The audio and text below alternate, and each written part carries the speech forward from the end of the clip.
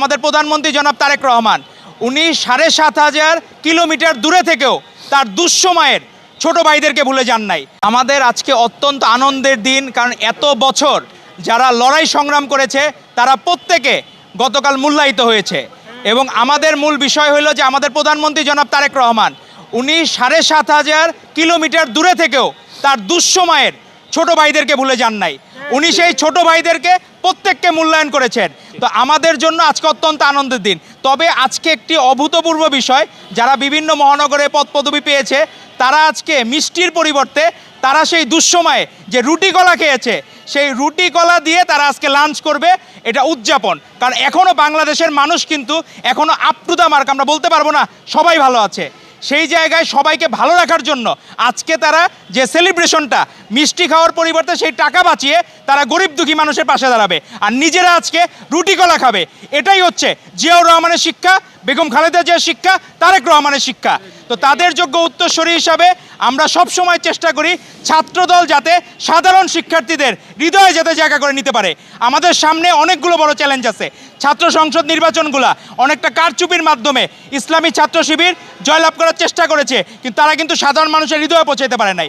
তারা আজকে সাধারণ মানুষের কাছে রক্কাটা পার্টি হিসাবে বা ঘৃণিত হিসাবে তারা বিবেচিত হচ্ছে।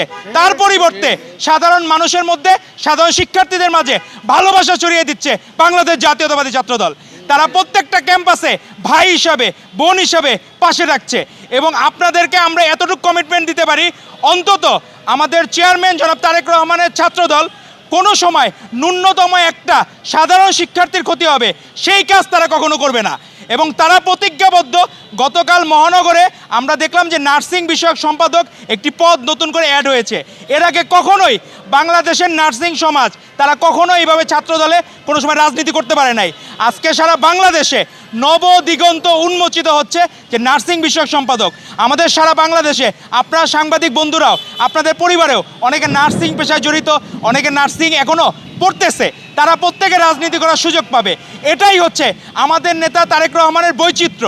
এবং উনি নিজে এটা মনে রেখেছেন যে এত বড় নার্সিং সমাজ, তাদের প্রতিনিধিত্ব দরকার। সেই জায়গায় প্রত্যেকটা মহানগরে নার্সিং বিষয়ক সম্পাদক পদ অ্যাড করেছেন উনি। এই জন্য আমরা ধন্যবাদ জানাই আমাদের সাংগঠনিক অভিভাবক জনাব তারেক রহমানকে এবং আমাদের ছাত্রদলের কেন্দ্রীয় সভাপতি রাকিবুল ইসলাম রাকিব এবং সাধারণ সম্পাদক নাসিরউদ্দিন নাসিরকে। তারা অত্যন্ত আন্তরিকভাবে এই বিষয়গুলো দেখেছেন। আর আমাদের সামনে প্রত্যেকটা ক্যাম্পাসে ক্যাম্পাসে ছাত্রদল ছড়িয়ে পড়বে। ছাত্রদল হবে সাধারণ শিক্ষার্থীদের আস্থার জায়গা। প্রত্যেকটা জায়গায় ছাত্রদল নেতৃবৃন্দ সাধারণ শিক্ষার্থীদের অধিকার আদায়ের জন্য কাজ করবে।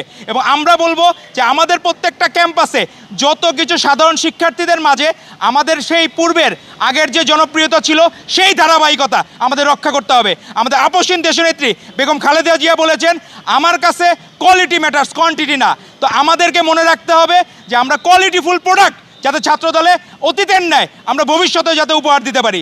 ছাত্রদল হবে, আপনারা এখনও দেখবেন বট বাহিনী, এখানে আমরা যে বক্তব্য দিচ্ছি সেখানেও অনেক দেখবেন হারি এক দিবে অনেক কিছু করবে, কিন্তু তাই বলে দক্ষিণ পূর্ব এশিয়ার সর্ববৃহৎ ছাত্র সংগঠন ছাত্রদল দুর্বার গতিতে এগিয়ে যাবে। এবং তারেক রহমানের নেতৃত্বে সারা বাংলাদেশের সকল ক্যাম্পাসে সাধারণ শিক্ষার্থীদের মন জয় করে সকল ছাত্র সংসদে জাতীয় নির্বাচনের ন্যায় ভূমিধ্বস বিজয়ের মাধ্যমে ছাত্রদল সাধারণ শিক্ষার্থীদের মন জয় করে ছাত্র সংসদে অধিষ্ঠিত হবে ইনশাল্লাহ। ধন্যবাদ আপনাদেরকে।